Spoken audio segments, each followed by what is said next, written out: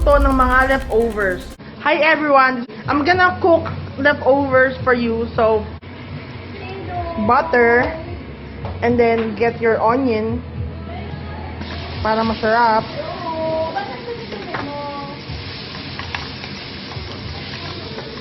Onion. Garlic.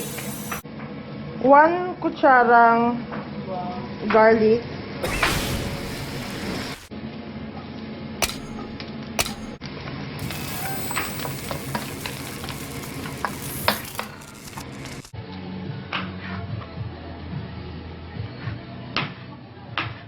Pwede na ba mag-asawa? Now, lagyan na natin yung mushroom.